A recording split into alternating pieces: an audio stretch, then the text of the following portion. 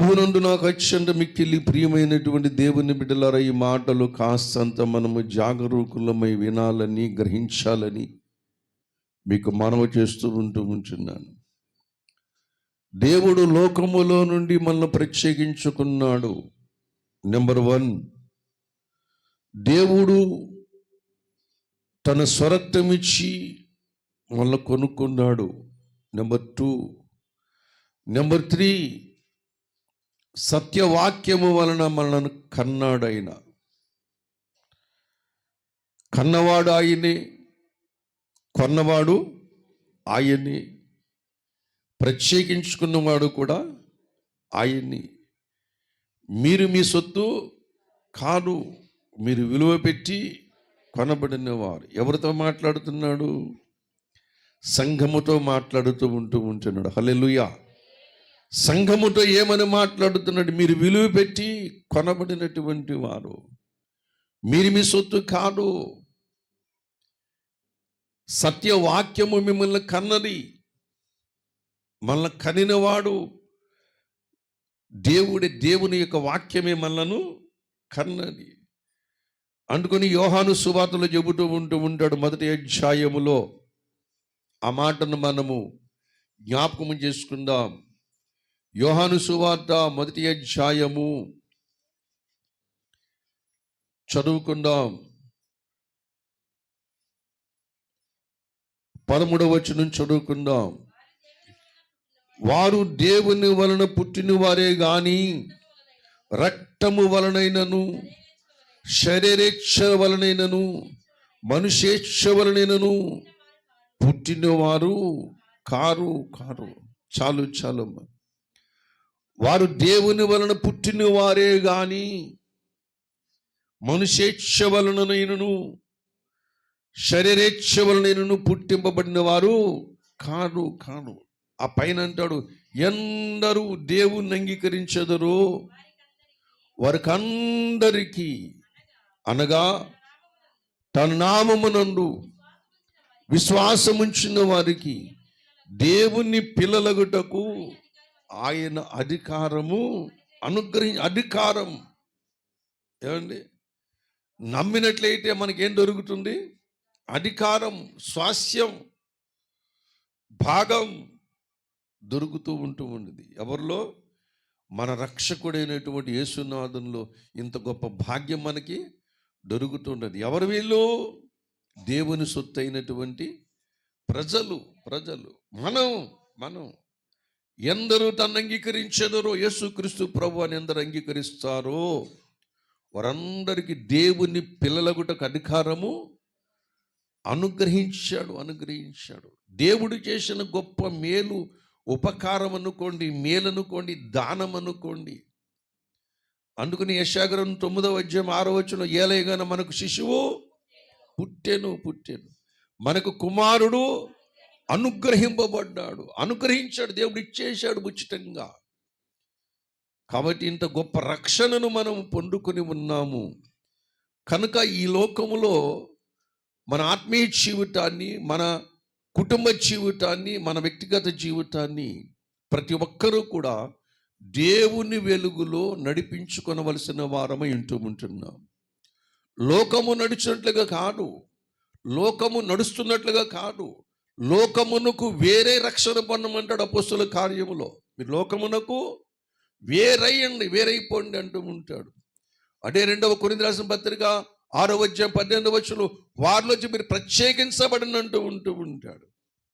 మీరు ప్రత్యేకించబడినటువంటి వారు, మీరు మీ సొత్తు కాదు, విలువ పెట్టి కొనబడినటువంటి వారు అని చెబుతూ ఉంటున్నాడు. ఎవరైతే దేవునిలోనికి వస్తూ ఉంటారో వారు వేరుగా ఉండాలని చెబుతూ ఉంటారు. ఎందుకంటే వారికి మీదట తమ కొరకు కాక, తమ కొరకు మృతి పొంది తిరిగి లేచిన వాని కొరకే జీవించాలని ప్రభునందు ప్రియమైనటువంటి వాళ్ళ లేఖనము సెలవిస్తూ ఉంటున్నది. 2వ కొరింథీయులకు రాసిన పత్రిక చదువుకున్నాం. దయచేసి 2వ కొరింథీయులకు రాసిన పత్రికలో ఆ మాట మనకి కనబడుతూ ఉంటుంది. దయచేసి చూడండి. 2వ కొరింథీ 5వ అధ్యాయము 15వ వచనం చదువుకుందాం.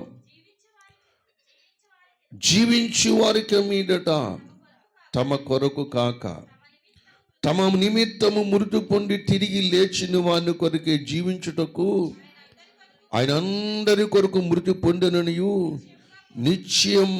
నిశ్చయించుకొనుచు ఉన్నాము అంటూ ఉంటున్నాడు. క్రీస్తు ప్రేమ మమ్మును బలవంతము చేయుచున్నది ఏలయనగా అందరి కొరకు ఒకడు మృతి పొందెను గనుక అందరూ మృతి పొందిననియు జీవించు వారికి మీదట తమ కొరకు కాక తమ కొరకు మృతి పొంది తిరిగి లేచిన వాని కొరకు జీవించమని. ఎవరి కొరకు జీవించాలంటే ఇప్పుడు మనం దేవుని కొరకు, దేవుని నిమిత్తము, దేవుని కొరకు, దేవుని చిత్తము కొరకు, దేవుని సంకల్పము కొరకు మనం ఏం చేయాలి? జీవించాలి. జీవించటం వేరు, బ్రతకటం వేరు. ఇప్పుడు మనం బ్రతుకుతున్నామా, జీవిస్తున్నామా? బ్రతుకుతూ ఉంటున్నాం. బ్రతుకుతూ ఉంటున్నామా కాబట్టి తింటూ ఉంటున్నాం. తినడానికి బ్రతుకుతున్నామా? తినడానికి బ్రతికే వాళ్ళు చాలామంది ఉన్నారు, కానీ బ్రతకాలి కాబట్టి తినాలనుకున్న వాళ్ళు చాలామంది తక్కువ మంది ఉన్నారు. బ్రతకడం వేరు, జీవించటం వేరు. బ్రతకడం వృధా ప్రయాస. బ్రతకడానికి సమయం ఎక్కువ, కానీ జీవించడానికి సమయము బహు తక్కువ.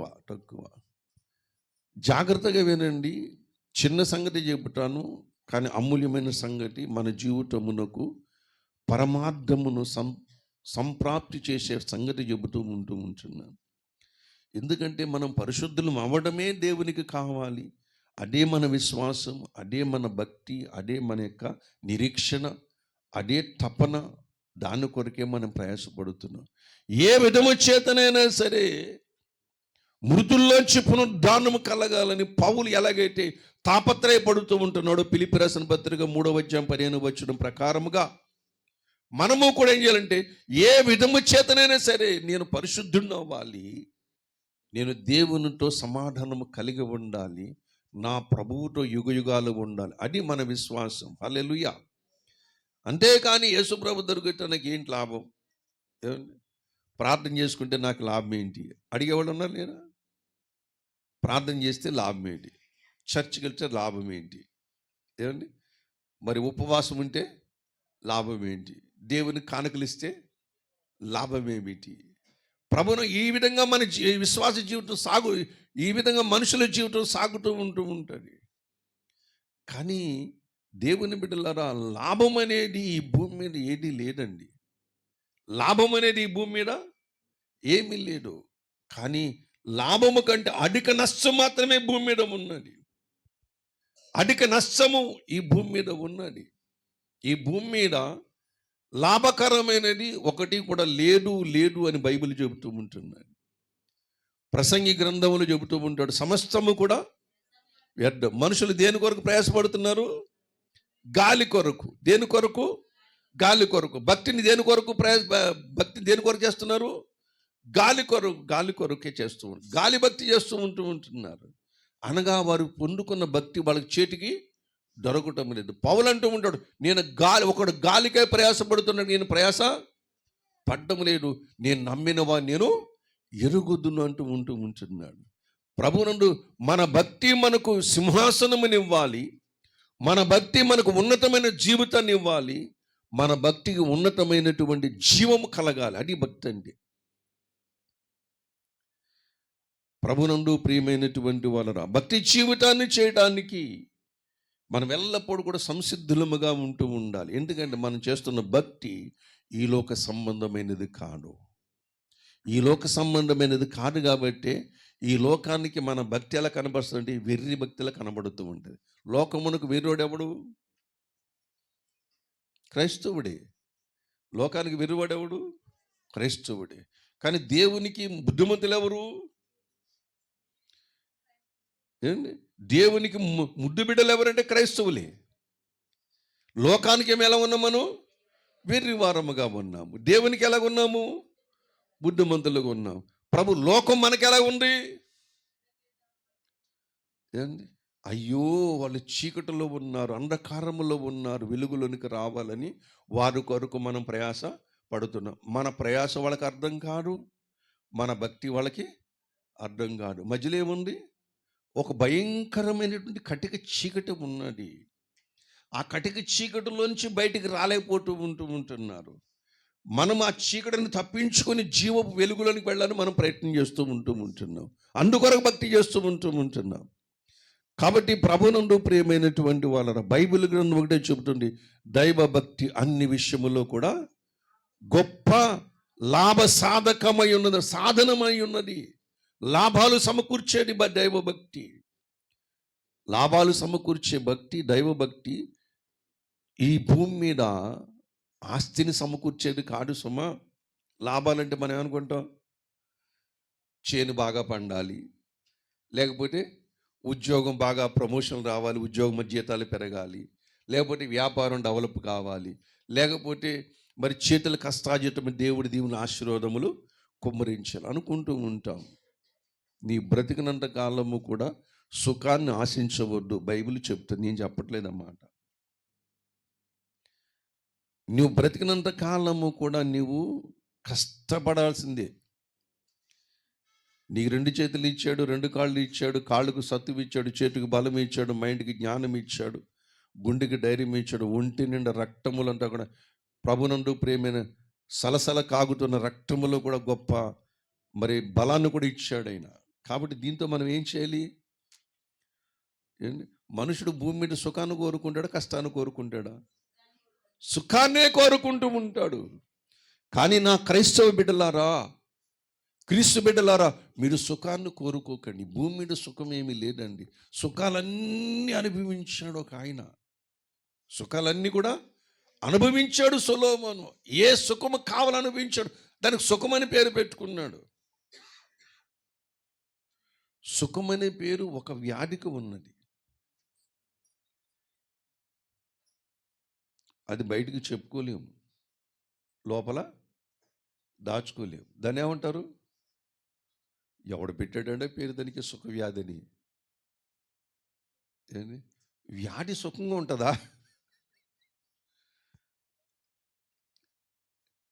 ప్రభునందు ప్రియమైనటువంటి వాళ్ళరా, సుఖవ్యాధులు అంటూ ఉంటారు వాటిని. ఎంత దౌర్భాగ్యం చూడండి. మరి ఏ డాక్టర్ గారు పెట్టారో, లేకపోతే ఏ సైంటిస్ట్ పెట్టాడో, లేకపోతే ఏ మహానుభావుడు పెట్టాడో తెలియదు. ఈ భూమి మీద సుఖపడ్డానికి ఏమీ లేదు. క్రైస్తవులారా, మీకు నేను చెబుతూ ఉంటున్నాను, సుఖపడ్డానికి దేవుడు మనల్ని పిలవలా, బ్రతకడానికి దేవుడు మనం పిలవలా. బ్రతకడానికి దేవుడు మనలను పిలవలేడు. నేను నిజం చెబుతున్నా, సత్యం చెబుతూ ఉంటున్నాను. ఒకవేళ సుఖపడ్డానికే పిలిచినట్లయితే క్రీస్తు ఎందుకు శరీరముందు శ్రమపడ్డాడు? ఒకవేళ సుఖపడ్డానికే పిలువబడినట్లయితే మోషే ఎందుకు సింహాసనం కొన్నాడు? ఒకవేళ సుఖపడ్డానికి పిలువబడినట్లయితే భక్తులు ఎందుకు తమ ఆస్తిపాస్తులన్నీ కూడా దేవునికి అర్పించేశారు, మాకు వద్దని వదులుకున్నారు?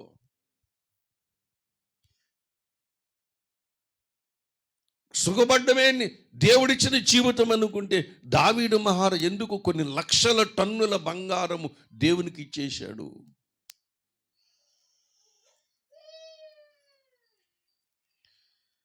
సుఖం అనేది భూమి మీద మనుషులకు దొరకదు. వెతకొద్దు కూడా, మనము కూడా వెతకొద్దు. గుండెను కొంచెం బండ చేసుకోండి, రాయి చేసుకోవాలి. ఇంటిలో విలువైనటువంటి వాళ్ళు, ఇంటిలో ముఖ్యులైనటువంటి వారు చనిపోయినప్పుడు అందరూ వచ్చి వాదాచేదేంటి? గుండెను ధైర్యం చేసుకోమ, గుండెను కొంచెం ధైర్యంగా ఉండండి, గుండెను కొద్దిగా ధైర్యపరచుకోండి, తెచ్చుకోండి. దేవుని బిడ్డలారా, ఆకాశమందు దేవుడు ఉన్నాడు, భూమి మీద నువ్వు ఉన్నావు. శ్రమ పడుతున్నావు, శ్రమ పడు. యేసుప్రభువు చెప్పిన మాట మర్చిపోయావా? ఇందాక చెప్పాం కదా, నీవు నా సొత్తు అన్నాడు కదా, నీవు నా సొత్తు అన్నాడు కదా, విలువ పెట్టి కొనుక్కున్నాడు కదా, కన్నానన్నాడు కదా, కొన్నానన్నాడు కదా. కన్నవాడు ఆయనే, కొన్నవాడు ఆయనే. పాపానికి అమ్ముడు పోయిన తర్వాత కొనుక్కున్నవాడు ఆయనే. ఆయనే చెబుతూ ఉంటున్నాడు, మీరు మీ సొత్తు కాదు విలువ పెట్టి కొనబడినటువంటి వారు. మరి నీ నమ్ముకుడుగా సుఖం ఉండాలి కదా. పౌలు ఎక్కడన్నా సుఖపడ్డా? పేతురు ఎక్కడన్నా సుఖపడ్డా? గుడ్డివాడగా ఉండి కనులు తెరవబడిన తర్వాత, స్వస్థత పొందిన తర్వాత, అపోస్తులు ఒకనగా ఎంచబడిన తర్వాత, బట్టమై గుడ్డివాడు, భిక్షాటన చేసుకుని గుడ్డివాడు అపోస్తులుగా మలచబడిన తర్వాత అతను ఏమైనా సుఖపడ్డా? బైబిల్ గ్రంథంలో ఏ భక్తుడు కూడా సుఖపడినట్లుగా ఎక్కడ కూడా కనబడడు. మనం ఏం కోరుకుంటే దేవుని దగ్గరికి వచ్చి, నా ప్రార్థన ఎందుకు ఆలకించలేడు, నా ప్రార్థన దేవుడు ఎందుకు ఆలకించలేడు, నాకు అవమానాలు కలుగుతున్నాయి, నాకు నిందలు కలుగుతున్నాయి, నాకు శ్రమలు కలుగుతూ ఉంటున్నాయి, నాకు రోగాలు వస్తూ ఉంటున్నాయి, నాకు బాధలు కలుగుతున్నాయి. మరి ఇంకేం కలగాలి నీకు? ఇయే కలుగుతాయి యేసుప్రభువు నమ్ముకుంటే. ఏమండి, యేసుప్రభువు నమ్ముకున్నాడు ఎలీషా. ఏమొచ్చింది ఎలీషాకి? మరణకరమైన రోగం వచ్చింది. అరే ప్రవక్త, ఎవరైనా ప్రవక్త, నయమాన్ని స్వస్థపరిచినటువంటి వాడు, నయమాన్ని స్వస్థపరిచినటువంటి వాడికి ఏమొచ్చింది? మరణకరమ రోగం వచ్చింది. నయమాన్లాగా నువ్వు యోర్దాను నదిలో మునగొచ్చు కదా. మునిగితే స్వస్థత వస్తుందా? రాదు. దేవుడు సెలవిస్తే తప్ప రాను. పౌలు ఎన్ని అద్భుతాలు చేశాడు.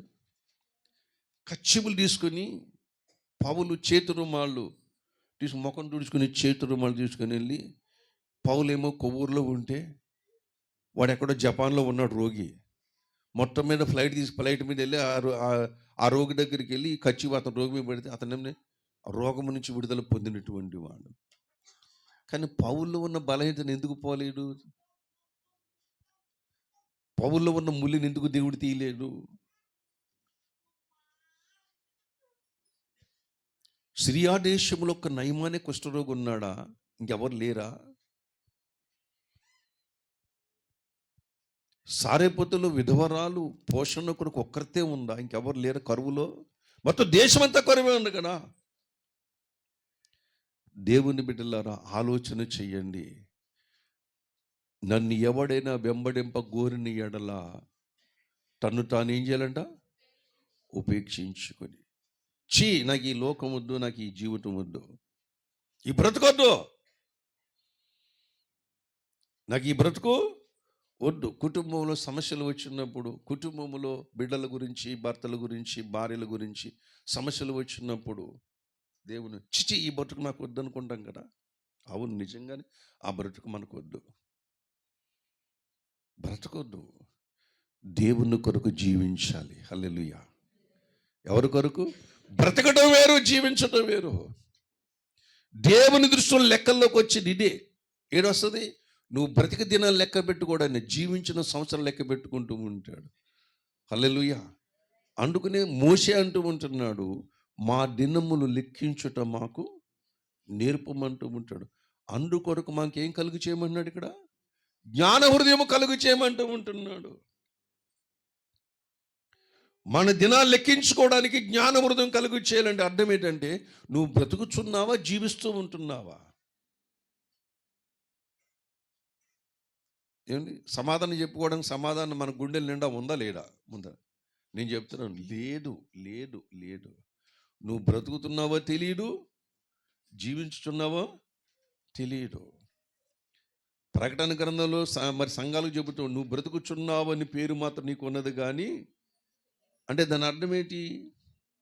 నువ్వు బ్రతుకుతున్నావు కానీ జీవించటం లేదు. అది నువ్వు దేవుని కలిగి ఉన్నావు కానీ నువ్వు జీవించటం లేదు. నువ్వు సంఘములోనే ఉన్నావు కానీ బ్రతుకుతున్నావు అని పేరు ముందు నీకు, కానీ జీవించటం లేదు. జీవించటం అంటే పరిశుద్ధ గ్రంథము చక్కగా చెబుతూ ఉంటున్నది. పరిశుద్ధ గ్రంథం మనకు చక్కగా చెబుతూ ఉంటున్నది. ఈ యొక్క 2 కొరింథీయుల 5:15 జీవించు వారికి మీదట తమ కొరకు కాక తమ కొరకు మృతి పొంది తిరిగి లేచిన వాని కొరకే జీవించుటకు ఆయన అందరి కొరకు మృతి పొంది నిశ్చయించుకొనిచున్నాము. అంటే జీవించు వారికి మీదట ఇప్పుడు జీవించు వారికి మొదట ఎవరు వాళ్ళు? రక్షించబడినటువంటి బిడ్డలు. యేసు ప్రభుని సొంత రక్షకునిగా అంగీకరించి ఆయన శిలువ యజ్ఞములు తమ పాపములు కడుక్కొని నమ్మి బాప్తిసం పొందినటువంటి వారు ఎవరు వాళ్ళు? జీవించు వారి జాబితాలోకి వస్తూ ఉంటారు. హల్లెలూయా.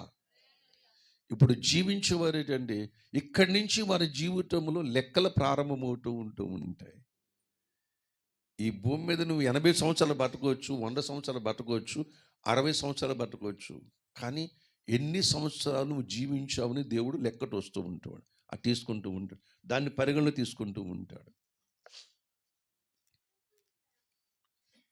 దేవుని బిడ్డలారా, హనోకు ఎన్ని సంవత్సరాలు బతికాడు? హనోకు ఎన్ని సంవత్సరాలు బ్రతికాడు? 130, 350, 600? నోటికొచ్చిన మాట మాట్లాడాడు. 365. మీరు చూసి కూడా చూసి కప్పి కూడా కొట్టలేకపోతున్నారు మీరు. 365, 60 ఏండ్ల?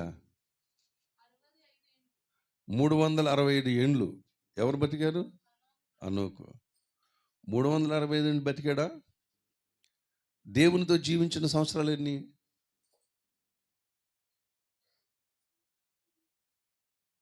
అక్కడే ఉండి సమాధానం నాయకు చూస్తాడు ఎందుకు అంటే 365 ఏండ్లు బతికాడు కదా. ఆది కాండము తీయండి, మీకు చూపిస్తాను. నాకు ప్రియమైన పిల్లలు మీరు 5వ అధ్యాయము 21వ వచనం చదువుకున్నాం.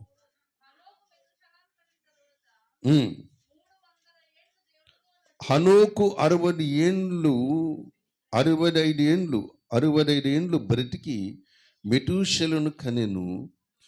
హనోకు మెతూషెలను కన్న తర్వాత 300 ఏండ్లు దేవునితో నడుచుచు కుమారులను కుమార్తెలను కనెను. హనోకు దినములని 365 ఏండ్లు. అయితే దేవునితో జీవించిన సంవత్సరాలు ఎన్ని హనోకు? 300. అది లెక్క. అంటే 60 సంవత్సరాలు కూడా కౌంట్లోకి రాలేదు. దేవునితో నడిచినటువంటి దినాలు దేవుడు లెక్క పెట్టుకున్నాడు. లెక్కల మాస్తరానికి మించినోడు ఎవడు లేడండి భూమి మీద. ఆయన లెక్క పెట్టుకుంటున్నాడు. హనోకు ఎన్ని సంవత్సరాలు నడిచాడు? 300 ఏండ్లు నడిచాడు. ఎవరితోటి? దేవునితో. 65 ఏండ్లు ఏమైంది?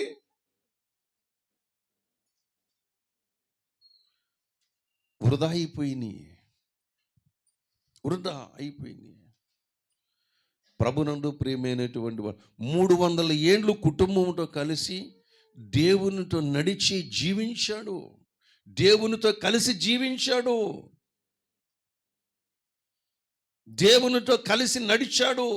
దేవునితో కలిసి అనేకులకు సువార్త ప్రకటించాడు. దేవునితో కలిసి అనేకులకు దేవుని యొక్క వాక్యమును అందించాడు.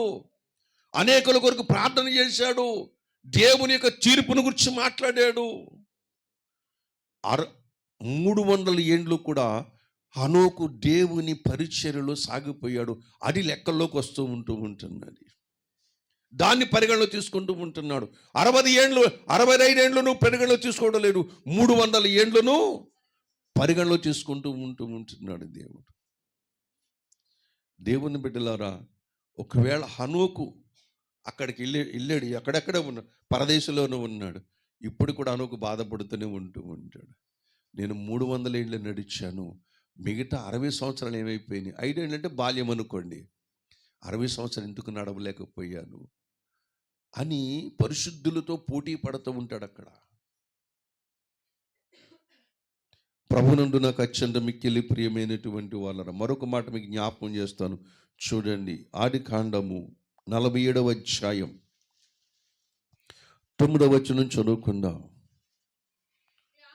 యాకోబు, నేను యాత్ర చేసిన సంవత్సరములు 130, నేను జీవించిన సంవత్సరములు ఏమండి కొంచెముగాను దుఃఖ సహితమైనగాను ఉన్నవు. యాకోబు ఎన్ని సంవత్సరాలు జీవించాడటండి? 130 సంవత్సరాలు జీవించాడు. అవి ఎలా ఉన్నాయంట? దుఃఖ సహితముగా. యాత్ర చేసిన సంవత్సరం 130, నేను జీవించిన సంవత్సరంలో కొంచెముగా దుఃఖ సహితముగాను ఉన్నవి. ఎందుకు యాకోబు ఎన్ని సంవత్సరాలు జీవించాడు? 29వ వచనం, 28వ వచనం.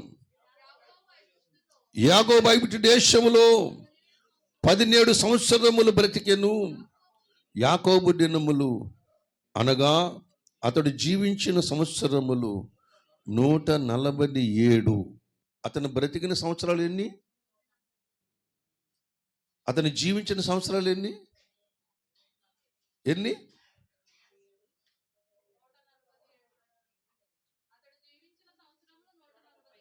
147. అతను జీవించిన సంవత్సరాలు ఎన్ని? అతని ఆయుష్కాలం గురించి 147 అంటున్నాడు కదా. అతడు జీవించిన సంవత్సరాలు ఎన్ని? 17 సంవత్సరాలు ఐగుప్తు దేశములో బ్రతికాడు అన్నాడు కనుక జీవించిన సంవత్సరం. అందుకని అన్నాడు ఇక్కడ, నేను బ్రతికిన సంవత్సరాలేమో 9వ వచనంలో అంటూ ఉంటాడు, నేను యాత్ర చేసిన సంవత్సరములు 130, కానీ జీవించిన సంవత్సరాలు 130 + 17 ఇంచుకోడు 147 వచ్చేసింది ఇక్కడ. అంటే 17 సంవత్సరాలు ఏం చేశాడు ఇక్కడ? జీవించాడు. అవి ఎలా ఉన్నాయంట? దుఃఖ సహితముగా ఉన్నవి. అంటే దుఃఖము అనుభవించేటట్టుగానే ఉన్నాయి. అన్నయ్య దగ్గర జ్యేష్ఠత్వం తీసుకుని లాబాను దగ్గరికి వెళ్ళిపోయాడు. లాబాను దగ్గర వెట్టి చాకరి పనులు చేశాడు, పెళ్లి చేసుకున్నాడు, పిల్లల్ని కన్నాడు. ప్రభునందు తన బలమంతా కూడా లాభానికే ఖర్చు పెట్టేశాడు. అయితే అన్నాడు, నా పిల్లల కొరకు నేను ఎప్పుడు సంపాదించుకున్నప్పుడు ఇంకా అన్ని తిప్పలే ప్రారంభమైనవి.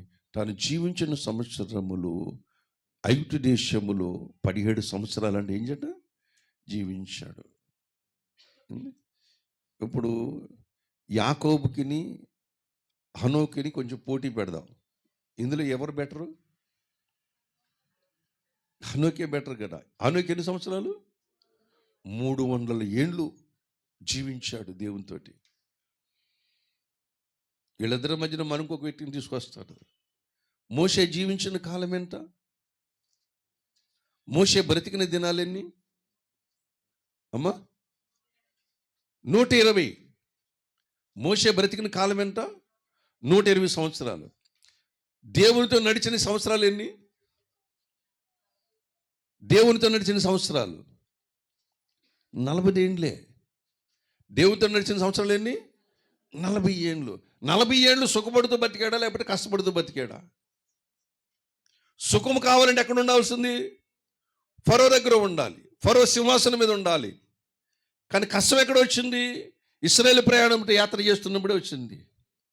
కాలినడక 40 సంవత్సరాలు కాలినడక నడిచాడు. అటు రాళ్ళు రప్పల కలిగినటువంటి దేశాలన్నీ కూడా, మరి ప్రభునందు ప్రేమైనటువంటి నీడ లేనటువంటి దేశాలు అవన్నీ కూడా. అటువంటి దేశములో అరణ్య యాత్రలో తినడానికి ఆహారము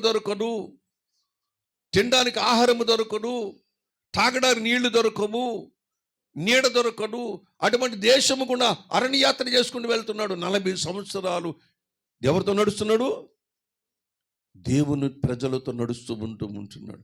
ఎక్కడైనా సుఖపడ్డాడా? యాకోబు ఎక్కడైనా సుఖపడ్డాడా? హనోకు ఎక్కడైనా సుఖపడ్డాడా? ఎక్కడ సుఖపడలేడు. భక్తులందరూ ఇటువంటి సాక్ష్యం మనకి ఇస్తూ ఉన్నప్పుడు దేవుని దగ్గరకు వచ్చి సుఖం గురించి ఆలోచన చేసేవాడు ఆకాశం ముందు ఉన్నవాడు ఏం చేస్తాడు? పక్కపక్క నవ్వుతూ ఉంటాడు. ఏంట్రా మీరు నన్ను ఎప్పుడు అర్థం చేసుకుంటారు? మీకు సుఖాలు ఇక్కడ లేవు, అక్కడ ఉన్నాయి. ఎక్కడున్నాయి? అక్కడ ఉన్నాయి. ఇక్కడ అన్ని బాధలే. ఈ బాధల్లో తోడుగా ఉండడానికి నేను ఇమ్మానుయేలుగా భూమి మీదకి వచ్చాను. ఆ బాధను భరించే శక్తి మీకు ఇస్తున్నది ఎవరు? నేను పడుతున్నాను బాధ. మనం అనుకోండి స్వస్థపరిచేయచ్చు కదా. ఒక మాట అంటే స్వస్థపరిచేది కాదు. వస్త్రపు చెంగు ముట్టుకుని అందరూ బాగుపడిపోయారు కాదు. నేను ఎందుకు బాగుపడలేను? బాగుపడాలని, బాగు చేయాలని ఆయన చిత్తంలో ఉన్నది. ఆయన చిత్తమునకు మనం ఉభయ అయిపోవటమే, ఆయన చిత్తమునకు లోబడిపోవడమే నేర్చుకోండి. ఇదే పరిశుద్ధత. లోనికి మనం వెళ్ళగలుగుతూ ఉంటాం. మన సుఖాలన్నీ కూడా అక్కడ ఉన్నాయి. అక్కడ మాట ఇక్కడ అంటాడు ఏమంటే, ప్రయాసపడి భారం మోసుకున్న సమస్తమైన వాళ్ళరా నా యొద్దకు రండి, నేను మీకు ఏమిస్తాను, నేను విశ్రాంతినిస్తానని చెప్పేసి మాట్లాడుతూ ఉంటున్నాడు. విశ్రాంతి ఎక్కడ ఉంది? మనకి నిలిచి ఉన్నది అక్కడ ఉన్నది మనకి విశ్రాంతి. ఇక్కడ లేదు. ఎక్కడుంది మనకి విశ్రాంతి? దేవుని బిడ్డలారా, హెబ్రీ రాసిన పత్రికలో చూద్దాం, మీకు చూపిస్తాను. హెబ్రీ రాసిన పత్రిక, పరిశుద్ధ గ్రంథములో నుండి హెబ్రీ రాసిన పత్రిక 4వ అధ్యాయము 9వ వచనం చదువుకుందాం. 8వ వచనం నుండి చదవండి. యెహోషువ వారికి విశ్రాంతి కలుగు చేసిన ఎడల ఆ తరువాత మరి ఒక దినమును గూర్చి ఆయన చెప్పకపోవును. కాబట్టి దేవుని ప్రజలకు విశ్రాంతి నిలిచి ఉన్నది. ఎందుకనగా దేవుడు తన కార్యమును ముగించి విశ్రమించిన ప్రకారము ఆయనకు విశ్రాంతిలో ప్రవేశించిన వాడు కూడా తన కార్యములు ముగించి విశ్రమిస్తూ ఉంటూ. దేవుని ప్రజలకు విశ్రాంతి నిలిచి ఉన్నది. అక్కడ ఉన్నది మన విశ్రాంతి అంతా కూడా. అక్కడ ఉన్నది మన భోగ భాగ్యాలన్నీ కూడా అక్కడ ఉన్నాయి. మన ఆస్తిపాస్తులన్నీ అక్కడ ఉన్నాయి. మన స్వాస్థ్యం అక్కడ ఉన్నది. అందుకని అంటూ ఉంటాడు, మీరు క్రీస్తుతో పాటు లేపబడిన వారైతే పైన ఏముంది మనకి? ఎంతమంది నమ్ముతున్నారు? పరలోకములో నాకు గృహాలు ఉన్నాయి, పొలాలు ఉన్నాయి, మరి అక్కడ సేవకులు ఉన్నారు, అక్కడ పనివార్లు ఉన్నారు, అక్కడ నాకు మహిమ ప్రపంచము ఉన్నదని ఎంతమంది నమ్ముతూ ఉంటున్నారు?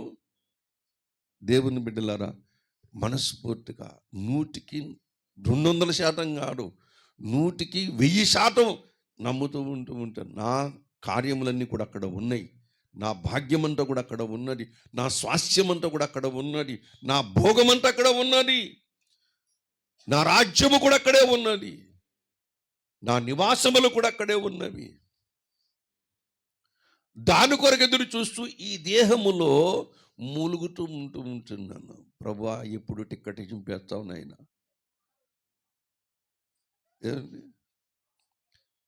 ముసళ్ళని తిరగదు అంటారు కదా. మా ఇంటి ఎదురుగుండగా మాకు తాత ఉండేవాడు. ఎప్పుడు కూడా ప్రార్థన అంటే ఎలా చేస్తాడు, వెండి కంచు గిన్నెలో భోజనం చేస్తూ ఉంటాడు. ప్రతిరోజు ఉదయం సాయంత్రం కూడా ప్రార్థన చేస్తూ ఉంటాడు. ఒకటే మాట, యేసు ప్రభువా, యేసు ప్రభువా, యేసు ప్రభువా, యేసు ప్రభువా అని ప్రార్థన చేస్తూ ఉంటాడు. తర్వాత కొత్త మాట వినబడింది. వృద్ధాప్యకి వెళ్ళిన తర్వాత, నా టికెట్ చింపేనాయన, నా టికెట్ చింపే, నా టికెట్ చింపేటాడు, నా టికెట్ ఇచ్చే అంటూ. పూర్వకాలంలో రైలు ఎక్కాలని టికెట్ ఇచ్చేవాడు. టికెట్ చింపి ఆ టికెట్ ఇచ్చేవాడు, ముక్క ఇచ్చేవాడు, వాటి మనకి ఇచ్చేవాడు పూర్వకాలంలో. అలాగా టికెట్ చింపే అనువాడు. దేవుని బిడ్డలారా, టికెట్ చింపేస్తాడు ఆయన. ఆయన దినాలన్నీ పూర్తి చేసుకుని నీ చేత ఏం పని చేయించుకున్న తర్వాత అక్కడికి తీసుకెళ్తాడు ఆయన. హల్లెలూయా. ప్రభునందు ప్రియమైనటువంటి వారు, కాబట్టి మన భోగమంతా అక్కడ ఉంది. కాబట్టి ఈ భూమి మీద మనము జీవాన్ని ప్రేమించాలి. హల్లెలూయా. జీవాన్ని మనం ఏం చేయాలి? ప్రేమించాలి. జీవం ఎవరిలో ఉంది? చెట్టులో ఉందా, రాయిలో ఉందా, పుట్టలో ఉందా, మనిషిలో ఉందా? మరి ఎక్కడో ఉన్నది? చెట్టులో లేదు, పుట్టలో లేదు, రాయిలో లేదు, జంతువు లేదు, చతుష్పాద జంతువులో లేదు, దేంట్లోనూ కూడా లేదు. మానవుడి కంటి కనబడుతున్న దేంట్లోనూ కూడా జీవం లేదు. మానవుని కంటి కనబడుతున్నటువంటి ఏ వస్తువులో కూడా జీవము లేదు. ప్రాణం ఉంటే ఉండొచ్చు గాక. మనిషిలో ప్రాణం ఉన్నది, మనిషిలో ఏమి లేదు? జీవము లేదు. చెట్టులో ప్రాణం ఉన్నది, దాంట్లో ఏమి లేదు? జీవము లేదు. జంతువుల్లో ప్రాణం ఉన్నది, వాటిలో ఏమి లేదు? జీవము లేదు. రాయిలో ప్రాణం ఉండొచ్చు, కానీ దాంట్లో ఏమి లేదు? జీవము లేదు. కానీ జీవము దొరికే చోటు ఎక్కడుందంటే అది ఒక్క దేవుళ్ళలోనే దొరుకుతుంది. అడైన యేసులోని మాత్రమే దొరుకుద్ది. హల్లెలూయా. ఎక్కడ దొరుకుతుంది జీవము? యేసులో మాత్రమే దొరుకుద్ది, మరెక్కడ కూడా దొరకదు జీవం. యోహాను సువార్త 1వ అధ్యాయం 3వ వచనం చదువుకుందాం చూడండి.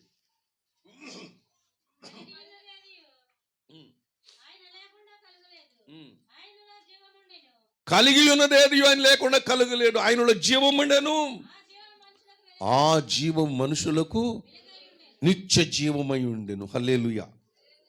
ఆ జీవం మనుషులకు ఏమైంది? నిత్య జీవమై ఉండెను, వెలుగై ఉన్నది. వెలుగంటే జ్ఞానము, జ్ఞానం ఇచ్చుకోండి వెలుగు, వెలుగిచ్చుకోండి జ్ఞానం. జ్ఞానమై ఉన్నది, వివేకమై ఉన్నది, తెలివై ఉన్నది. ప్రభును ఆ జీవమును కలిగి ఈ భూమి మీద మనం అందరం కూడా ఏం చేయాలి? బ్రతకాలి. బ్రతకడం కాదు, జీవించాలి. జీవము కలిగి మనం జీవించాలి. ఒక మాట చదవండి, పేతురు రాసినటువంటి మొదటి పత్రిక, పేతురు రాసినటువంటి మొదటి పత్రిక, హల్లెలూయా, 3వ అధ్యాయము 10వ వచనం. జీవమును ప్రేమించి మంచి దినములు చూడగోరువాడు చెడ్డదాన్ని పలుకకుండా తమ నాలుకను కపటపు మాటలు చెప్పకుండగా తన పెదవులను కాచుకొనవలెను. ఆగనైనా మరొక మాట కీర్తన గ్రంథంలో అంటూ ఉంటాడు, బ్రతుకుగోరువాడు ఎవడైనా ఉన్నాడా?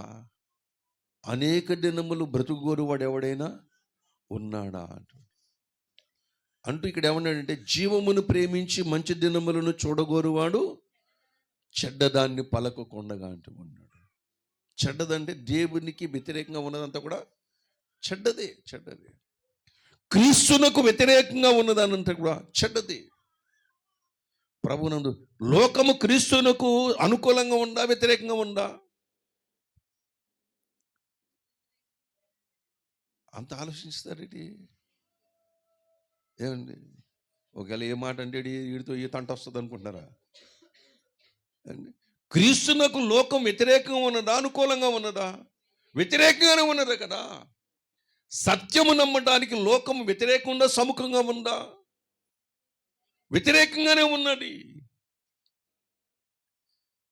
ప్రభునందు ప్రియమైనటువంటి వాళ్ళ కారణం ఏమిటి? వెలుగునకును చీకటిని ఎలాగైతే పడదు, సత్యానికి లోకానికి పడదండి. సత్యం అంగీకరించదు లోకం. దేవుడు ఒక్కడే అనే మాటకు లోకం ఒప్పుకోడు. దేవుళ్ళు అనేక మంది అంటే శబాష్, వెరీ గుడ్, నువ్వు మా గూట్లోకి వచ్చేసావు అంటూ ఉంటా. దేవుని బిడ్డలారా, లోకము దేవునికి వ్యతిరేకముగా ఉన్నది. వ్యతిరేకం ఉన్నది కాబట్టి లోకంలో మనం ఏం చేయకూడదు? బ్రతకకూడదు, జీవించాలి.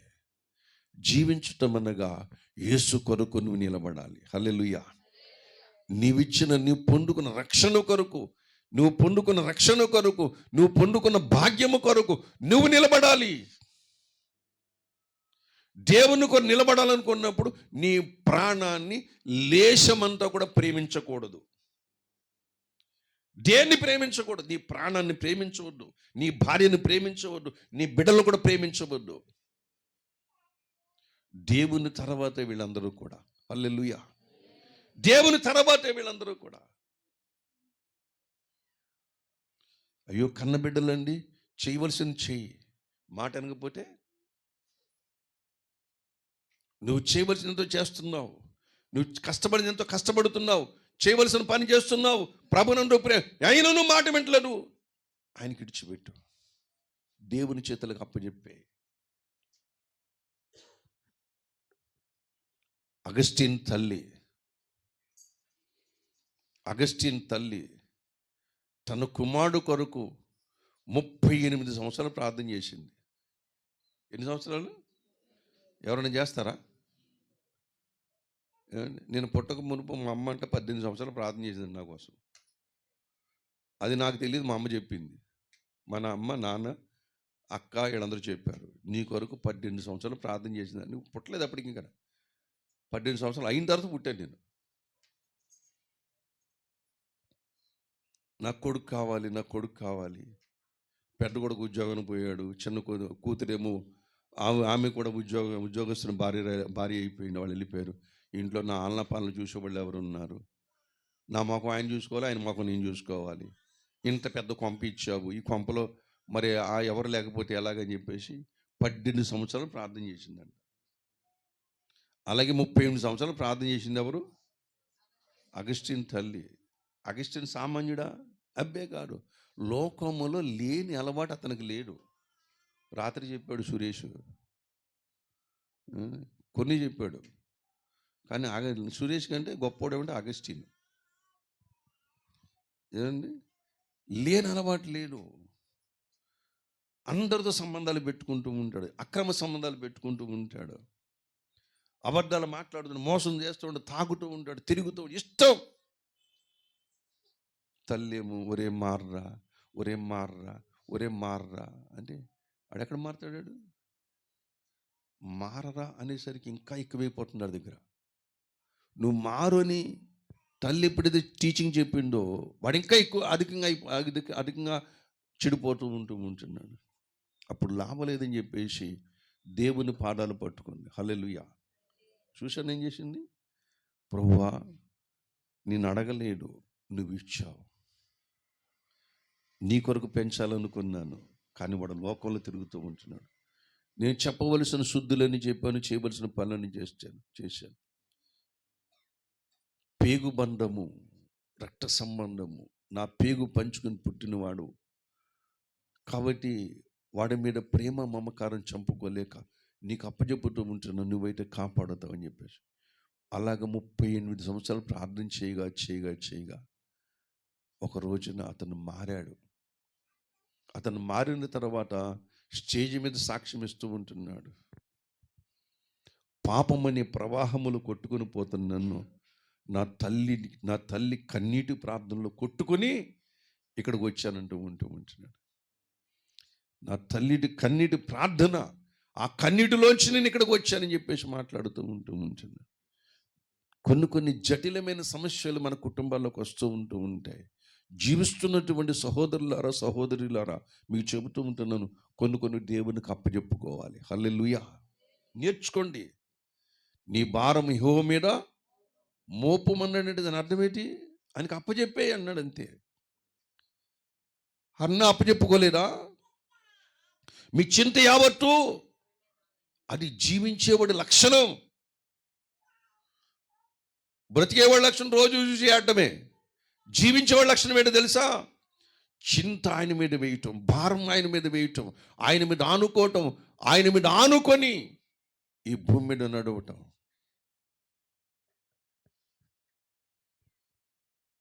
దేవుని బిడ్డలారా, ఎంతమంది అలా నడక నేర్చుకుంటూ ఉంటున్నారు? ఎంతమంది అలా నడవాలనుకుంటున్నారు? జీవించేవాడు ఇదే అదే పంద అనుసరిస్తూ ఉంటాడు. దేవుని మీద ఆనుకోవాలి, ఆయన బలం మీద ఆనుకోవాలి, ఆయన రక్షణ సంకల్పం మీద ఆనుకున్నప్పుడు దేవుడు నీ సిగ్గుపడనివ్వడు, నీ ప్రార్థనలు వృధాగా పోనివ్వడు. మోడు బారిన జీవితాల్లోంచి, ఆ మోడులోంచి, ఆ ఎండిపోయిన ఆ మొద్దులోంచి చిగురులు మళ్ళా చిగురిస్తూ ఉంటాయి. హల్లెలూయా. జీవించు వారి జీవితంలో జరిగే కార్యాలు చెబుతూ ఉంటున్నాను. అందరు కర్రలు ఎండిపోయాయి, కానీ అహరోను కర్ర ఏమేం చేసిందట? ఎందుకు చిగురించింది?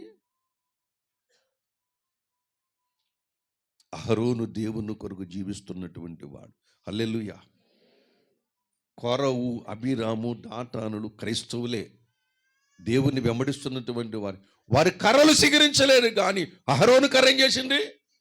చిగురించడం కాదు, తెల్లారేసరికి చిగురించింది, బాదం పువ్వులు పూసింది, కాయలు కూడా కాసింది తెల్లారేసరికి. దేవుని బిడ్డలారా, మరి మన జీవితాలు చిగురించవా? జీవిస్తున్నటువంటి వారి బ్రతుకులు చిగురించవా? చిగురిస్తాయి. లోకానికి నక్షత్రాల్లో చూపిస్తూ ఉంటాడు దేవుడు నిన్ను. హల్లెలూయా. నిన్ను బ్రతికించి కాదు, నిన్ను బ్రతికించి నిన్ను జీవింపజేసి లోకానికి నేను పరిచయం చేస్తూ ఉంటాడు. అప్పుడు నువ్వు చెబుతూ ఉంటావు, నేను జీవించిన సంవత్సరములు అధికములు అని చెప్పగలుగుతూ ఉంటావు. హల్లెలూయా. నీ చిన్న జీవితంలో వాళ్ళకి 120, వాళ్ళకి 140 సంవత్సరాలు, 147 సంవత్సరాలు ఇచ్చిన జీవితం ఇచ్చిన కానీ నీకు ఇచ్చిన 60 సంవత్సరాలే కావచ్చు. 60 సంవత్సరాలు జీవించిన సంవత్సరాలు వాళ్ళకంటే అధికంగా కనబడాలి.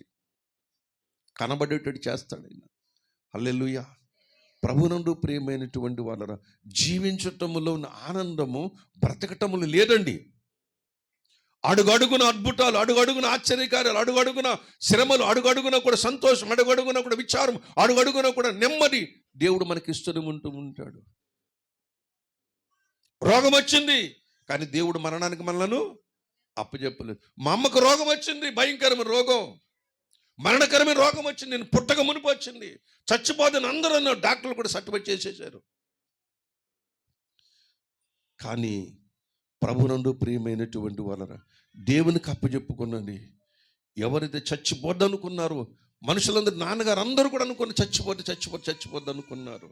ఆ చచ్చిపోయినటువంటి స్థితిలో నుండి అమ్మను పైకి లేవనెట్టి అమ్మ కడుపున కాయించాడు నేనే.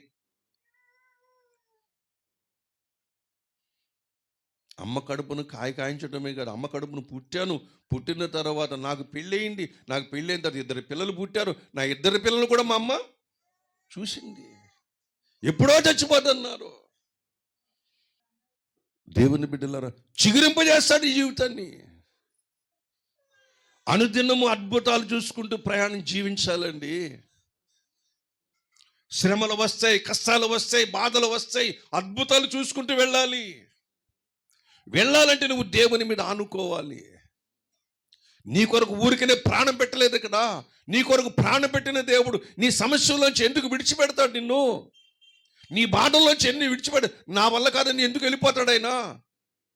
వెళ్ళిపోయాడైతే ఇమ్మానుయేలు పేరు ఎందుకు పెట్టుకుంటాడైనా? దేవుని బిడ్డలారా, నిరీక్షణ ఎదురు చూపులు మనకి ఉండాలి.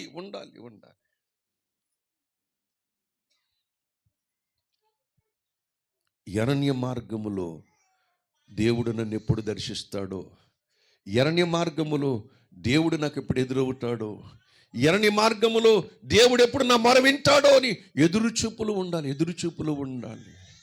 యెహోవా కొరకు ఎదురు చూసేవారు ఏం పొందుతారు? నూతన బలం. ఒకప్పుడు లేదు, ఇప్పుడు ఏమొచ్చింది? బలం వచ్చింది, ధైర్యం వస్తుంది. ఏదో అద్భుతం జరుగుతుంది. నువ్వు ప్రయాణం చేస్తూ ఉంటావు, ఈ బాధలను చూసుకుంటూ ఉంటావు, నీ పిల్లలు చదువుకుంటావు, ఒక పిల్లవాడికి లేకపోతే అమ్మాయికి ఉద్యోగం వస్తుంది. ఏమనుకుంటప్పుడు అమ్మయ్య గుండె మీద కుంపడంతా కూడా తొలగిపోయి, మళ్ళీ అప్పుడే అనుకుంటాం, మళ్ళీ మరుసటి రోజు ఏదో సమస్య వస్తూనే ఉంటుంది. అప్పుడు అనుకుని కూడా ఇన్ని బాధల నుంచి తప్పించిన దేవుడు ఈ సమస్య నుంచి నన్ను తప్పించలేడు. తప్పించకపోయినా సరే యెహోవాకు మహిమ కలుగునుగాక అని చెప్పుకుండు. అప్పుడు ఈ కుంపట్లోని, ఈ శ్రమలోని, ఈ కొలుములోనే నువ్వేమనుకుంటావంటే అధికమైన బలం పొందుతూ ఉంటావు. నీ జీవించే సంవత్సరాలు అధికం చేసేంత వరకు అని ఊరుకోడైనా. ఎందుకంటే భక్తులతో పాటు నేను అక్కడ కూర్చుని పెట్టాలి. హల్లెలూయా. భక్తులతో పాటు ఏం చేయలేవు? కూర్చుని పెట్టాలి. అక్కడ అబ్రహాము నా తండ్రిని చెప్పుకున్నప్పుడు శభాష్ నా కుమార్తె, నువ్వు నా కూతురు అనాలి. ఎవరు? అబ్రహాం అనాలి. యేసయ్య నా అన్నయ్య అని చెప్పుకున్నావంటే యేసయ్య అక్కడ ఏం చేయాలి? నిన్ను చూసి గర్వపడాలా? లేకపోతే నువ్వు నన్ను అన్నయ్య అంటే పెట్టరా, నీకు నాకు ఏం సంబంధం అంటే బాగుంటుందా? అదే పొందని రానిచ్చాను పరలోకం, ఏంటో ఎక్కువ మాట్లాడుతున్నావు నువ్వు అంటాడైనా. అదే పొందని మీ అమ్మ నాన్న మొరపెట్టుకుంటే అదే పొందని రానిచ్చాను పర్లేదు, మన అన్నయ్యడి అలాగుండు, అందరూ ఉండు, దూరంగా ఉండు అంటాడైనా. అన్నాడు. కానీ నీవు అన్నయ్యాన్ని పిలిపించుకునేంత వరకు నేను ఈ లోకములో ప్రయోజకునిగా చేయడానికి ఆయన ఇష్టపడుతూ ఉంటాడు. హల్లెలూయా. కాబట్టి ఈ కొలిములో మనం ఏం చేయాలంటే ధైర్యం తెచ్చుకోవాలి. హల్లెలూయా. ఏం తెచ్చుకోవాలి? ధైర్యం తెచ్చుకోవాలి. విడిచిపెట్టాడు. రక్షించబడిన తర్వాత దేనికి భయపడాలి చెప్పండి? ఏంటి? రక్షించబడిన దేనికి భయపడాలి? దేనికి భయపడవలసిన పని లేదు. ఉంటే తిన్నాం, లేకపోతే నోరు మూసి ఊరుకున్నామంటే, కడుపులో కాళ్ళెట్టి పడుకున్నాం. ఉండడానికి ఇల్లు ఉంది కదా, ఉండడానికి నివాసం ఉంది కదా. అనుకుని మనం పడుకోండి. తన ప్రియులు నిద్రించుచుండగా ఆయన వారికి ఇచ్చుచున్నాడు. ఏదో శుభవార్త నీ ఇంటికి వస్తుంది, ఏదో శుభవార్త నీ దగ్గరకు వస్తుంది. దేవుడు నిన్ను ఆశ్చర్యతగా పోషిస్తాడు, నడిపిస్తాడు. ప్రభునందు ప్రియమైనటువంటి వాళ్ళను ఆయన మీద ఆనుకోవాలి.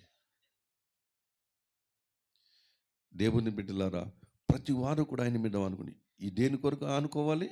జీవమును ప్రేమించి చెడ్డ దానిని మనము పలకకుండగా, అంటే లోకములో ఉన్న విషయాలు మనం పలకూడదు. ఏం పలుకుతాం మనం?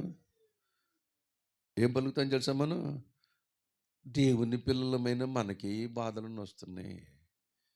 లోకంలో ఉన్నవాళ్ళు చూడండి, పాపాలు చేస్తున్న వాళ్ళు, అన్యాయాలు చేస్తున్న, అక్రమాలు ఎంత అభివృద్ధి పొందేస్తున్నారో అంటా మనమా?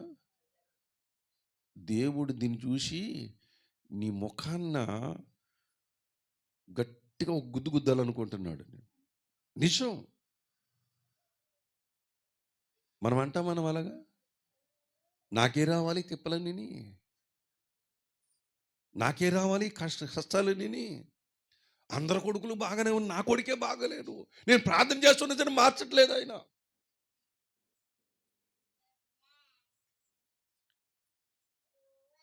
అని దేవుని దగ్గర మనము నిందిస్తూ ఉంటాం. అలా మాట్లాడటం దేవుని నిందించుట. మలాకీ గ్రంథం చదువుకుని ముగించేసుకుందాం.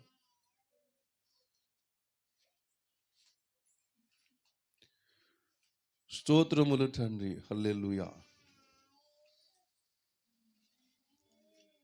ఏమండి మీకు దొరికింది ఎక్కడన్నది? 17వ వచనం, 2వ అధ్యాయం 17వ వచనం.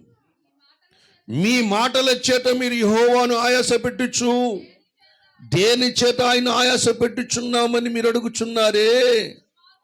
దుర్మార్గులు యెహోవా దృష్టికి మంచివారు, వారి యందు ఆయన సంతోషపడును. లేక న్యాయకర్తయగు దేవుడు ఏమాయనని చెప్పుకొనుడి చేతనే మీరు ఆయనను. అర్థమైంది ఈ మాట మీకు? ఇప్పుడు అనొచ్చా మాట? మనం అనొచ్చా మాట? మన ఎదురు కనపడుతుందా లేదా? దుర్మార్గులు ఎక్కడున్నారు? సింహాసాల మీద ఉన్నారు. మంచోడు ఎక్కడున్నాడు? మట్టి పిసుకుంటున్నాడు. దుర్మార్గుడికి ఏమో వద్దంటే రోజు వద్దని సరే పలావు, చికెన్ బిర్యాలు, జాయింట్లు వచ్చేస్తాను ఇంటికి. మనకు తిందామంటే పప్పుచారు మెతుకులు కూడా లేవు ఇంటి దగ్గర. ఆయన చూడమన్నాడు, నన్ను నీ చూసుకోమన్నాడు. ఇప్పుడు ఏమంటావు దేవుణ్ణి? అంటామనమా? ఏమండి అనమని బుర్రలు తిప్పుతాం, కానీ నోట్లో మాట కదా. కష్టపడాలా, కొనాలా? ఏమండి అంటామనమా? అంటామండి. ఎప్పుడు కూడా అనొద్దు, ప్రభువా వానికి ఆ స్థితి ఇచ్చావు నీకు స్తోత్రం, నాకు ఈ స్థితి ఇచ్చావు నీకు స్తోత్రం, ఈ స్థితిలో నుంచి నేను ఎక్కడికి వెళ్తాను? నీ దగ్గరకు వస్తాను. కానీ వాడు ఆ స్థితిలో ఉన్నా సరే ఎక్కడికి రాడు? నీ దగ్గరికి రాడు. అంటే వాడికంటే ఎక్కువ ఎవరిని ప్రేమిస్తున్నావు? ఒకవేళ ఆ స్థితి నాకు ఇచ్చినట్లయితే నువ్వెవడమంటానేమో అని చెప్పేసి, ఆ స్థితి నాకు ఇచ్చేవనుకో నిన్ను ఎవడమంటాను, నేను లెక్క చేయకపోవచ్చు. కాబట్టి ఈ స్థితిలోనే నేను ఆనందిస్తాను చెప్పేసి, దేవుని దగ్గర ఎవడైతే వీడియో చూపిస్తూ ఉంటాడో వాడే జీవించిన వాడి లెక్కలోకి వస్తూ ఉంటాడు. అందుకని నేర్పమంటున్నాడు, మా దినము లెక్కించుటకు మాకు నేర్పమన్నాడు. ఇంటికి వెళ్ళిన తర్వాత మలాకీ గ్రంథములో నువ్వు చేస్తున్న నేరాల గురించి మాట్లాడుతూ ఉంటాడు. మళ్ళీ నువ్వు చేసేసి నేనేమి చేసి తిని అన్న దాని గురించి కూడా మాట్లాడుతూ ఉంటాడు. కనుక ప్రభునందు ప్రియమైన వాళ్ళరా, దేవుని బిడ్డలారా, ఈ మాటను మీరు దృష్టిలో పెట్టుకోండి. దేవుణ్ణి ఆయాస పెట్టకండి. ఇశ్రాయేలు ప్రజలు అన్యములు ఏం చేశారు? ఆయాస పెట్టారు. దేవుని మాట లక్ష్య పెట్టలేదు, నిర్లక్ష్యం చేశారు, దేవుని అలక్ష్యం చేశారు. కానీ వారు అరణ్యములోని వాళ్ళు ఏం చేశారు? వాళ్ళు రాలిపోయారు. దేవుని బిడ్డలారా, ఇన్ని సమస్యల మధ్య నువ్వెన్ని సంవత్సరాలు జీవిస్తున్నావు? అది దేవుని కౌంట్లోకి వెళ్ళిపోతూ ఉంటున్నది. ఎలా జీవిస్తూ ఉంటున్నావు? దేవుణ్ణి కలిగి శ్రమ పడుతున్నావా? పడు. అక్కడికి వెళ్ళిన తర్వాత దేవుడు కొన్ని కోట్ల కోట్ల లెక్కింప సఖ్యము కానీ జనుల మధ్య చూస్తూ నేను పిలిచి భూమి మీద, అమ్మ నువ్వు నన్ను నమ్ముకొని నా మాటను కాదనకుండగా నా కొరకు నీ నిందలు పడ్డావు, ఇన్ని శ్రమలు పడ్డావు, నీ బిడ్డల ద్వారా నీ బంధువుల ద్వారా ఇన్ని శ్రమలు వచ్చినప్పుడు కూడా నీవు నా చేయి విడిచిపెట్టలేడు. శభాషణ తల్లి, ఇదిగో నీ కొరకు సిద్ధపరిచిందని స్వతంత్రించుకొని చెబుతూ ఉంటాడు. ఒరే భూమి మీద నిన్ను బాధలు పడ్డావురా, నీ మాటలు ఎవరు వినకపోయినప్పటికీ, నిన్ను నిందించినప్పటికీ, నిన్ను హింసించినప్పటికీ, నీ మీద చెడ్డ మాటలు మాట్లాడినప్పటికీ నువ్వు నా మాట చెప్పకుండా సమాధానం చెప్పకుండా ఉండలేదురా. కాబట్టి నా కొరకు నీ సంవత్సరం జీవించామని చెప్పేసి నా కొరకు గొప్ప రాజ్యాన్ని చూపిస్తూ ఉంటాడు. హల్లెలూయా. అంతేగాని మా అన్నయ్యనేమో గవర్నమెంట్ ఉద్యోగం చేసావు, నన్నేమో కనీసం ప్యూని కూడా చేయలేడు, భూమి మీద ఎలా ఉన్నా నేను అందరికంటే చిన్నపోయిన ముఖంలా ఉన్నాను అని అనుకుంటే సుఖం ఏమైనా ఉందా నాకు? వాడిది ఆడిదే, నాది నాదే. వాడుకున్న స్థానం వాడిదే, నాకున్న స్థానము నాదే. అక్కడికి వెళ్ళాలని ఆశపడను, ఆశపడకూడదు. ప్రభు అక్కడది కావాలని కూడా ఆశించకూడదు. నా దానితో నేనేం చేయాలి? నేను తృప్తి పడాలి. ఇది విశ్వాస జీవితం అంటే. అందుకనే పౌలు అంటాడు, నువ్వు ఏ స్థితిలో పిలువబడ్డావు ఆ స్థితిలోనే ఆనందించమని, ఆ స్థితులను సంతోషించమని చెప్తూ ఉంటాడు. ఆ స్థితులను దేవుని ఘనపరచమని చెబుతూ ఉంటాడు. దేవుని బిడ్డలారా, ఎందుకంటే ఆ భాగ్యవంతుడు కూడా ఈ లోకాన్ని విడిచిపెడతాడు, ఈ నిర్భాగ్యుడు కూడా ఈ లోకాన్ని విడిచిపెడుతూ ఉంటాడు. ఇద్దరు కలిసి ప్రభు చిత్తం అంటే ఒకే లోకానికి వెళ్తూ ఉంటారు. ప్రభు చిత్తం కాబట్టి వాడో లోకం ఈడో లోకం అయిపోతూ ఉంటుంది. వాడిదేమో అదో లోకం అవుతుంది, వీడిదేమో మరో లోకం అవుతూ ఉంటుంది. కనుక ప్రభునందు ప్రియమైనటువంటి జీవించే సంవత్సరాలు కావాలి. ఇప్పుడు యాకోబు హనోకును చూసి సంతోషిస్తాడా, బాధపడతాడు? చెప్పండి. ముగింపులోకి వచ్చేసాడు. ఎందుకని? 300 సంవత్సరాలు జీవించాడు. దేవుని బిడ్డలరా, మరి యాకోబు 17 సంవత్సరాలే. ఇప్పుడు యాకోబును చూసి మోషే గర్వపడతాడా లేడా? అంటే యాకోబు కంటే నేను 40 సంవత్సరాల దేవునితో నడిచానంటూ ఉంటాడు. దేవుని బిడ్డలారా, మన జీవితంలో కూడా ఈ వ్యత్యాసం కనబడుతుంది. ఎంతవరకు ప్రభు కొరకును బ్రతుకుతున్న భూమి మీద, దేవుని సొత్తు, దేవుడు నా తండ్రి, ఆయన నన్ను కొనుక్కున్నాడు, ఆయన రక్షణ ఇచ్చాడు, నన్ను నడిపిస్తూ ఉంటున్నాను, నన్ను పెంచి పోషిస్తూ ఉంటున్నాను, నన్ను కాపాడుతున్నాడు చెప్పిన వానికి నువ్వెంత సమయం కేటాయిస్తూ ఉంటున్నావు? బ్రతుకుతున్న దేవుని కొరకు బ్రతుకుతూ ఉంటున్నామా? దేవుని కొరకు జీవిస్తూ ఉంటున్నామా? లేకపోతే ప్రభునందు తినడానికి బ్రతుకుతూ ఉంటున్నామా? ఏదో రకంగా జీవితాన్ని గడిపేద్దాంలే అన్నట్టుగా బ్రతుకుతూ ఉన్నా. అలా బ్రతకవద్దు, అలా జీవించవద్దు. కాలము చాలా విలువైనది, నీ జీవితానికి ఉన్నతమైన విలువలు తెచ్చిపెట్టేది కనుక దేవుని బిడ్డలరా, సమయాన్ని పోగొట్టుకోవద్దు. సువార్త ప్రకటన ఉందా? ప్రకటించిన నడు, ఎంత దూరమైన నడు, ఎంత కష్టమైన నడు. మనోళ్ళకి సుఖాలు కావాలి. కొవ్వూరులో ప్రార్థన పెడుతుంటే వాళ్ళకి ఏం కావాలి? ఆటో కావాలి, వ్యాన్ కావాలి. అక్కడ ప్రార్థన పెడుతున్న కొవ్వూరుకి ఏం కావాలి? ఆటో కావాలి, వ్యాన్ కావాలి.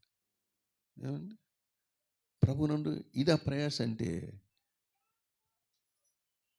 పాస్టర్ గారు ఆటో పెట్టినా ఆటో పెట్టకపోయినా నేను అక్కడ ఉండాలి. ఎవరి కోసం ఇది? నీ భక్తిని కాపాడుకు, నీ విశ్వాసాన్ని కాపాడుకోవడానికి, నీవు జీవించే సంవత్సరాలు అధికం చేసుకోవడానికి ప్రభువునందు ప్రేమ నువ్వు సమర్పించుకుని వస్తున్నావు అక్కడికి.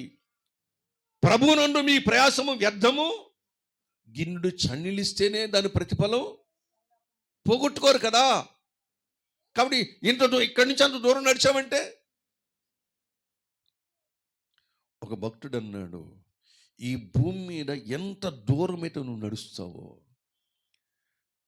ఈ భూమి మీద దేవుని నమ్మిన తర్వాత, దేవుని కొరకు జీవించిన తర్వాత ఎంత దూరం అయితే ఈ భూమి మీద నడుస్తూ ఉంటావో, అంతకు మించిన భూమి నీకు అక్కడ ఇస్తాడట.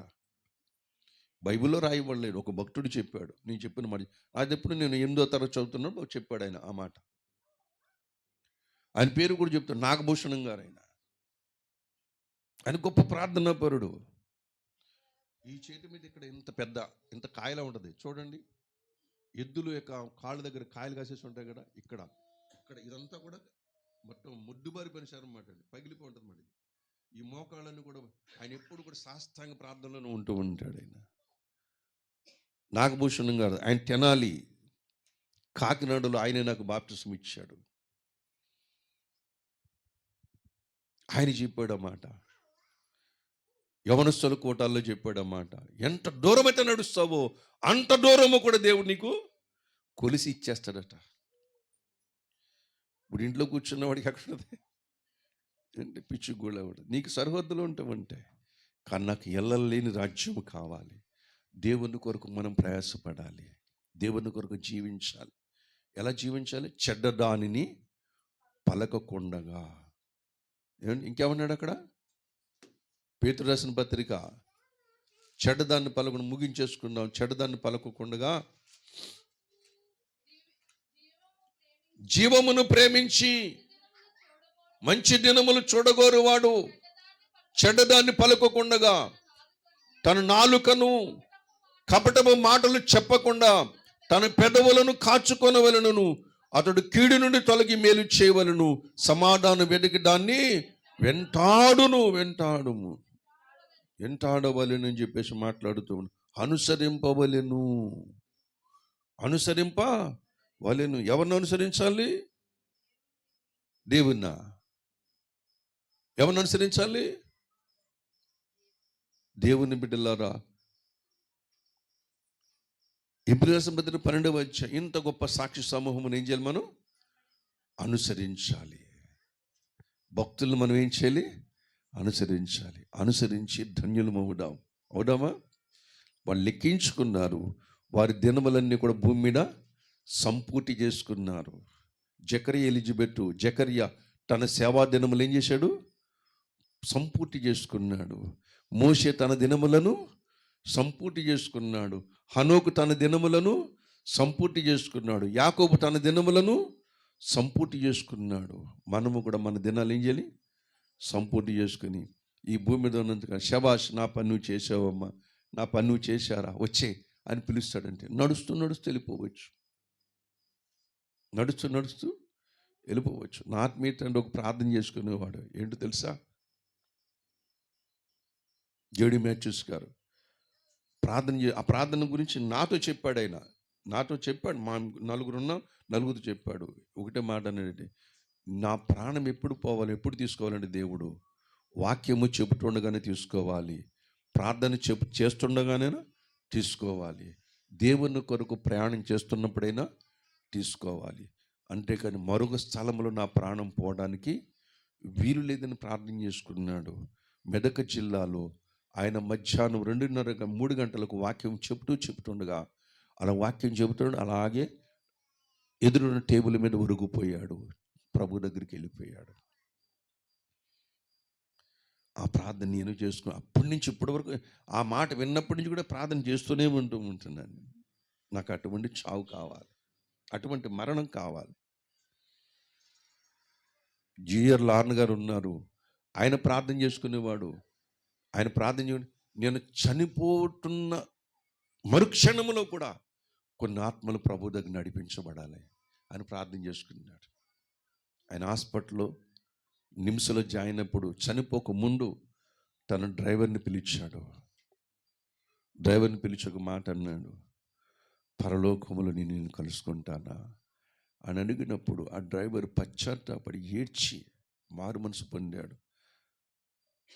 అక్కడే కూర్చొని మోకరించి పశ్చాత్తాపడుతూ ఉన్నప్పుడు, అలాగే పశ్చాత్తాపడు ఏడుస్తూ ఉంటున్నప్పుడు, అయ్యో దేవా పాపి నేను ఏడుస్తూ ఉంటున్నప్పుడు జిఆర్ లాన్ గారి చేత నెత్తిమే పెట్టి కళ్ళు మూసేశాడు. ఆయన భక్తుల ప్రార్థన వాళ్ళ జీవితాలు సంపూర్ణం చేస్తూ ఉంటున్నాడు. దానియేలు, నువ్వు త్రాచులో చూడగా నువ్వు తక్కువగా కనబడుతుంది. మన దినాలు తక్కువ కనబడడానికి వీలేదు. సంపూర్ణం అవ్వాలి. సంపూర్ణం అవ్వడానికి భక్తిని, పరిశుద్ధతను కాపాడుకున్నటువంటి వాడే ఈ భూమి మీద బ్రతకగలుగుతూ ఉంటాడు, జీవించగలిగిన వాడే దినాలు లెక్కించగలుగుతూ ఉంటాడు. కాలాన్ని వృధాగా గడపకండి. ప్రభు త్వరగా వస్తూ ఉంటున్నాడు. ఎప్పుడు వస్తాడో తెలియదు. ఆయన రాకముందే మన భక్తి ఏమైపోవాలి, మన దినములు, మన జీవిత సంవత్సరములు సంపూర్తి అయిపోవాలి. ఎస్ ప్రభు, నేను రెడీగా ఉన్నాను, నా టికెట్ చింపబడి చింపేస్తాడు ఆయన. అక్కడ వచ్చి అంటాడంతే. హనోకుని తీసుకెళ్ళలేదా? హనోకుని తీసుకెళ్ళలేదా? వృద్ధాప్యులు తీసుకెళ్ళి మరి యవన ఒంట్లో బలముండి తీసుకెళ్ళాడా? నడుస్తుంటే బలం ఉందా లేదా? బలం ఉంది. ఏలియా బలం ఉందా లేదా? మోషేకు మండ దృష్టి కలగ 100 సంవత్సరాలు కానీ ఉన్నప్పటికీ కూడా మోషేకు బలం ఉందా లేదా? బలం ఉంది. తమ దినములు పూర్తి చేసుకుని ఎక్కడికి వెళ్ళిపోతున్నారు? జీవించి, దేవుని కొరకు జీవించి ధన్యులమవుదాము రండి. దేవుడి మాటలు మనం వినికులు దీవించునుగాక. ప్రార్థన చేసుకుందాం. తల్ల వంచండి.